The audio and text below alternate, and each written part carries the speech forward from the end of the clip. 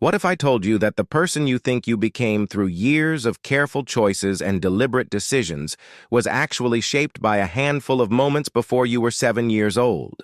That every major pattern in your adult life, from the relationships you choose to the career that feels right, from how you handle stress to what makes you feel safe, all of it traces back to survival decisions you made as a child?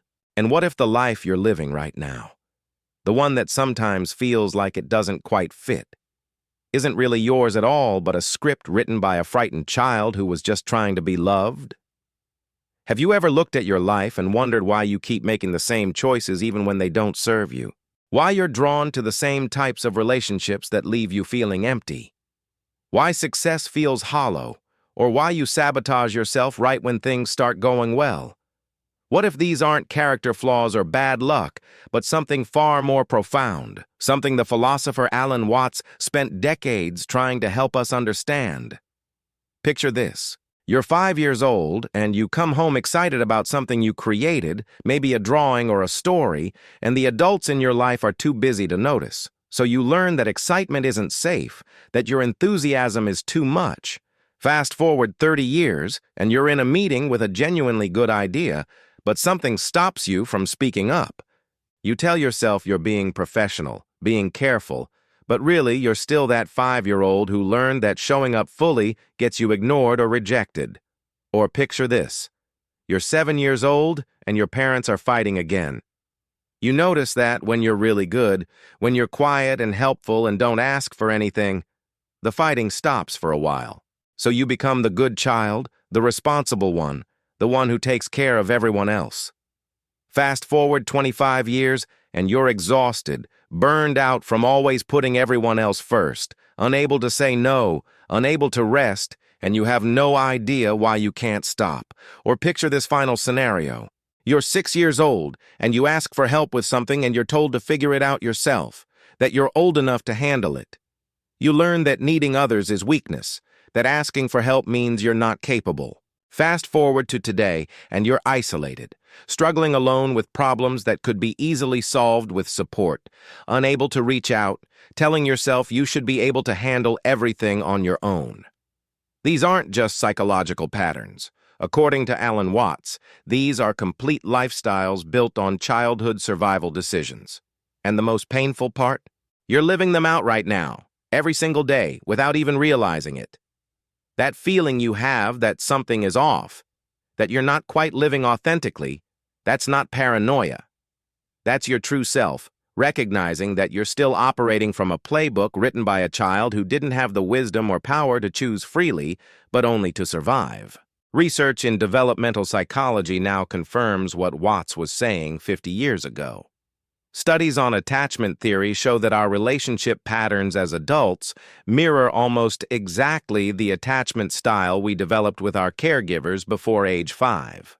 Research on adverse childhood experiences demonstrates that early life stress literally rewires our nervous system, creating default responses that persist decades later. Neuroscience reveals that our core beliefs about ourselves, about others, about what's possible, are primarily formed before age 7 when our brains are in a highly suggestible state, absorbing everything around us without the critical thinking to question it. Historical figures throughout time have embodied this principle without perhaps fully understanding it. Consider how many great artists, writers, and innovators spent their later years trying to heal wounds from childhood, how their entire creative output was essentially a conversation with their younger selves. Alan Watts himself was a perfect example. His entire philosophical journey, his break from conventional religion, his exploration of Eastern wisdom, can be traced back to his childhood experience of feeling trapped in the rigid expectations of British society and the Anglican Church. Alan Watts was born in England in 1915 into a conventional middle-class family with strong ties to the Church of England. From his earliest years, he felt the suffocating weight of social expectations, the sense that there was a right way to be, a proper path to follow, and that deviation from this path meant rejection and failure. His mother was emotionally distant, his father was often absent, and young Alan learned early that love was conditional, that acceptance required conforming to expectations that felt foreign to his true nature. This childhood experience of inauthenticity, of having to perform a version of himself to be accepted, became the central question of his life's work. How do we return to our authentic nature after years of conditioning? How do we unlearn the survival patterns we adopted as children? In his 20s, Watts broke away from traditional Christianity and began exploring Eastern philosophy, particularly Buddhism and Taoism. He eventually moved to America and became one of the primary interpreters of Eastern wisdom for Western audiences. But his core insight wasn't just about Eastern versus Western thought. It was about something more fundamental. He observed that most human suffering comes from living according to a false self, a constructed identity built in childhood to gain approval and avoid rejection. He called this the social ego, or the persona, and he spent decades teaching people how to recognize and transcend it.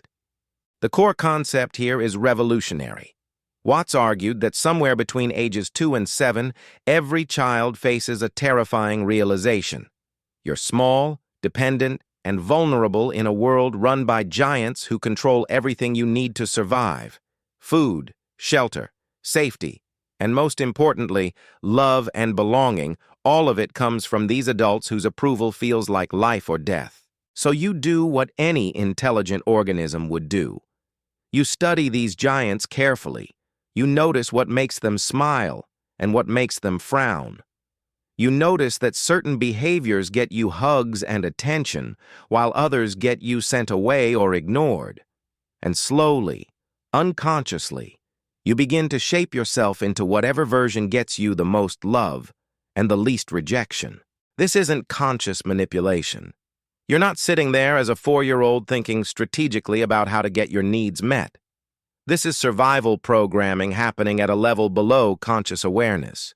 Your nervous system is learning what's safe and what's dangerous, what works and what doesn't, and these lessons become your operating system for life. If being quiet and invisible kept you safe, you become an adult who struggles to take up space. If being funny and entertaining got you attention, you become an adult who can't stop performing even when you're exhausted. If being perfect and never making mistakes prevented criticism, you become an adult paralyzed by the fear of failure. The revolutionary part of Watts's insight is this: these childhood decisions weren't wrong. They were actually brilliant adaptations to your specific circumstances. The problem is that you're no longer in those circumstances, but you're still running the same program. You're a 40-year-old with resources, autonomy, and choices, still operating from the survival manual of a 5-year-old who had none of those things. And this is why your life feels constricting, why you keep bumping up against the same limitations, why genuine fulfillment feels just out of reach. You're trying to live an adult life with a childhood blueprint. I want to pause here for a moment, because I know that what we're discussing isn't just theoretical for you. Right now, you might be recognizing patterns you've lived with for years, patterns that no one else has truly seen or understood. When was the moment you first realized that this feeling of being trapped in patterns you didn't consciously choose was affecting how you move through the world? That moment when it suddenly became clear that this wasn't just in your head? If you're comfortable, share in the comments. I first noticed this pattern when your experience, shared anonymously or not, creates a light for someone else who's walking that same dark path right now, feeling completely alone. Every time you share a piece of your story, you're doing exactly what Watts discovered was the most healing force in human experience, creating genuine connection through shared vulnerability. Your comment might be the exact words someone else needs to feel understood today. And if you're not ready to share, that's completely okay too. Just know that as you continue watching, I'm speaking directly to your experience, not just to a general audience. The struggles you've kept private are precisely what we're addressing here. Watts developed this understanding through years of working with people in spiritual communities and therapeutic settings. In the 1950s and 60s, when he was giving his most influential talks, The prevailing psychological theories focused heavily on past trauma and repression, on uncovering hidden memories and analyzing them. Freud's model suggested that if you could just understand your childhood wounds intellectually, you could heal them. But Watts saw something different. He noticed that people could understand their childhood perfectly, could articulate exactly why they had certain patterns, and still be completely stuck in them. Intellectual understanding wasn't enough because these patterns weren't just thoughts. They were embodied, wired into the nervous system, operating automatically below the level of conscious thought. This is why Watts emphasized direct experience over analysis, why he encouraged meditation and mindfulness practices that help you observe these patterns in real time rather than just thinking about them. He understood that the lifestyle you're living, the automatic choices you make every day, aren't maintained by beliefs you can simply think your way out of. They're maintained by a felt sense of what's safe and what's dangerous, a somatic knowing that precedes thought. To change your lifestyle, you have to change not just what you think, but what your body believes is necessary for survival. In modern life, this plays out in countless ways. Consider relationships. If your childhood taught you that love is conditional, that you're only valued when you're useful or entertaining or perfect, then as an adult, you'll unconsciously choose relationships that reinforce this pattern. You'll be drawn to partners who are emotionally unavailable, who require you to perform or prove yourself because this feels like love to your nervous system. Healthy, secure love where you're accepted as you are will actually feel wrong, boring, or even threatening because it doesn't match your childhood template of what love looks like. Or consider your career. If your childhood taught you that your worth is tied to achievement, that you're only valuable when you're producing and succeeding, then you'll build a work life that's all achievement and no satisfaction. You'll reach one goal only to immediately need the next one. You'll be unable to rest or enjoy success because rest feels like death to a system that learned survival equals constant proving. On the flip side, if your childhood taught you that ambition leads to rejection, that standing out means being attacked or abandoned, you'll unconsciously sabotage your own success, you'll play small, undercharge for your work, and feel confused about why you can't seem to break through when you're just as talented as others who succeed. Or look at how you handle stress and uncertainty. If your childhood was chaotic and unpredictable, you might have two opposite responses as an adult. Either you become obsessively controlling, needing everything planned and organized because chaos feels life-threatening, or you become completely comfortable with chaos and unable to create stability because chaos is what feels normal and therefore safe. Neither response is freely chosen. Both are automatic patterns installed by a child trying to survive unpredictability. The neurological mechanism behind this is fascinating. During childhood, particularly before age 7, your brain is primarily operating in theta wave states, the same brainwave state adults reach during deep meditation or hypnosis. In this state, you're highly suggestible, absorbing information about how the world works without the critical faculty to question it.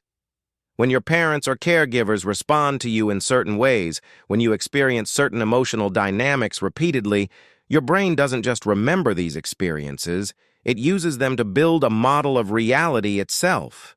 This is how relationships work. This is what I need to do to be safe. This is what love looks like. This is what's possible for someone like me. These models become your unconscious expectations. And here's the crucial part. You then unconsciously create situations that confirm these expectations. Psychologists call this confirmation bias or self-fulfilling prophecy, but it's more than just selective attention. You literally cannot see possibilities that fall outside your childhood programming. If your childhood taught you that people eventually leave, you'll unconsciously push away anyone who tries to stay, not because you want to be alone, but because your nervous system can't compute the possibility of someone staying. The model says they'll leave, so you create the conditions that make leaving inevitable, and then you feel confirmed in your belief that people always leave. How do you recognize this pattern in your own life? Start by looking at recurring themes.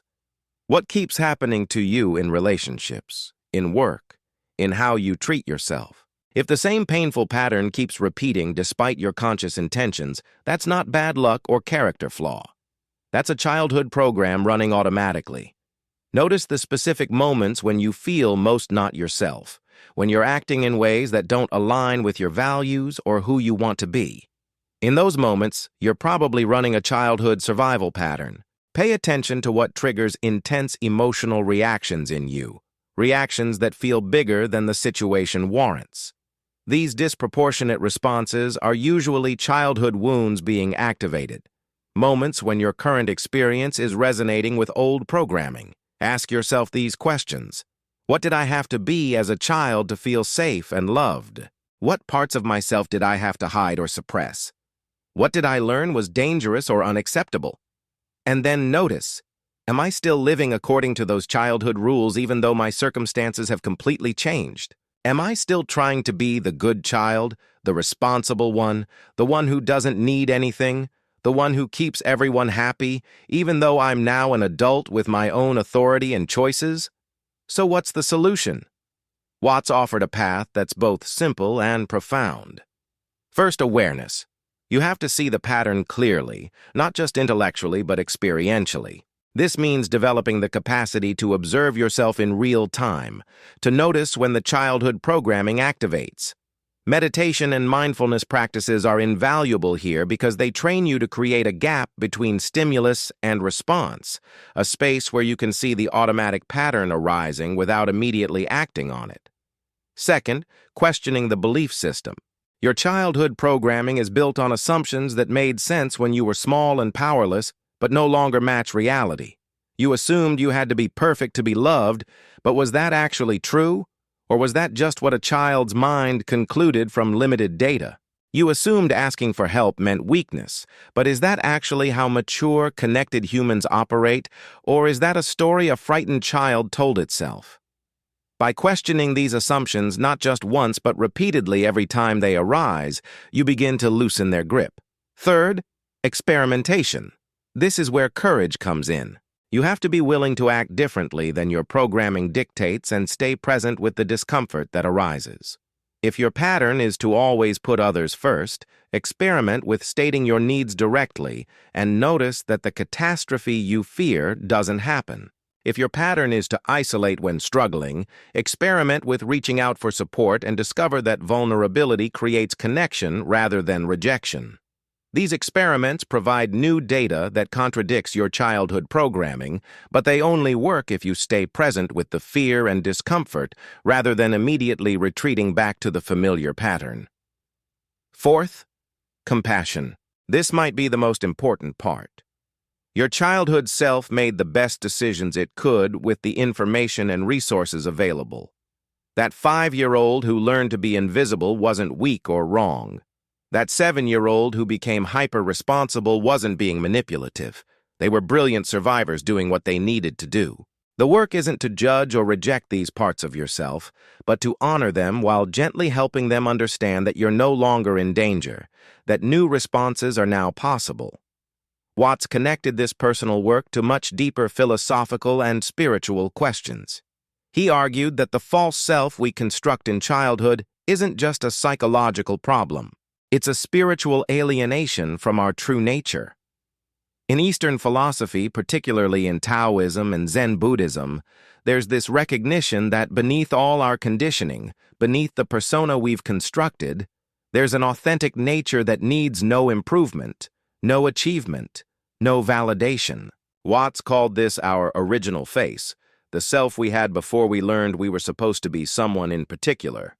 The tragedy, according to Watts, is that we spend our whole lives trying to become somebody, trying to live up to the lifestyle we unconsciously chose in childhood, when the deepest freedom comes from recognizing you already are somebody you always were. The authentic life isn't something you achieve through more effort and striving. It's something you uncover by releasing the layers of childhood programming that obscure it. This has profound implications for how we think about change and growth. Most self-help approaches encourage you to become a better version of yourself, to develop new skills and habits, to optimize and improve, and there's value in that. But Watts points to something more radical. What if the problem isn't that you need to become more, but that you need to become less? Less defended, less constructed, less bound by childhood survival patterns.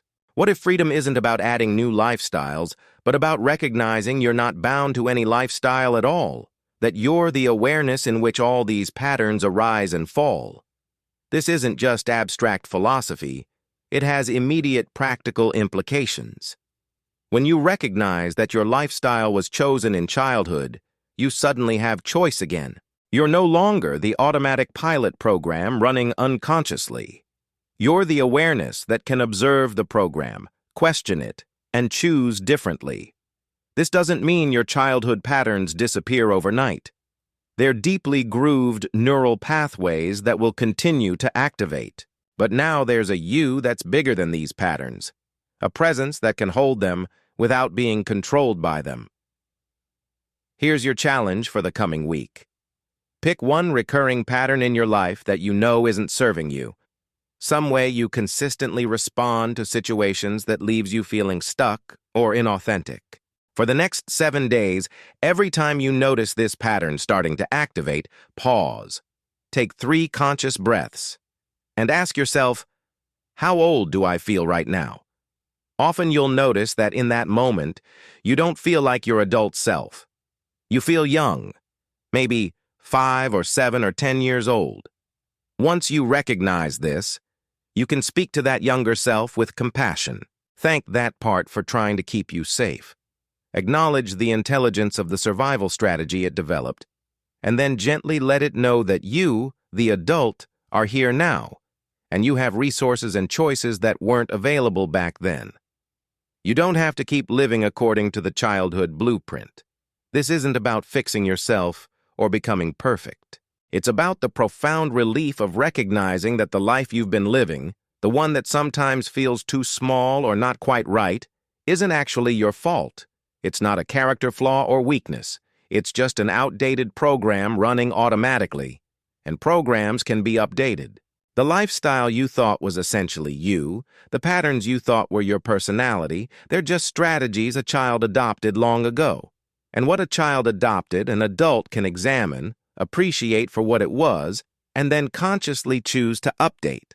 If you've ever felt trapped by your own thoughts and patterns, you're not alone on this journey. This channel is a space where we explore real solutions to the struggles you face every day. By subscribing, you're not just following content, you're joining a community of people committed to genuine psychological and spiritual growth using insights from wisdom teachers like Alan Watts. Each week, we break down another practical tool you can use immediately to transform your relationships, overcome your deepest conditioning, and build the authentic life that's been waiting beneath all those childhood survival patterns. These aren't quick fixes or empty promises. They're approaches that have helped countless people reclaim their freedom from unconscious programming. I know how isolating it can feel when you're recognizing these patterns in yourself, and that's why I'm committed to creating content that meets you exactly where you are. Subscribe so we can continue this journey together, one step at a time, at your own pace. If something in today's video resonated with you, that's not coincidence, it's recognition. Your awareness is ready for a different approach. Hit subscribe, and let's discover what's possible for you when you recognize that the lifestyle you've been living was chosen by a child, and you, the adult, now have the power to choose again. I'll be here, every step of the way. Share in the comments one insight from today that struck you personally.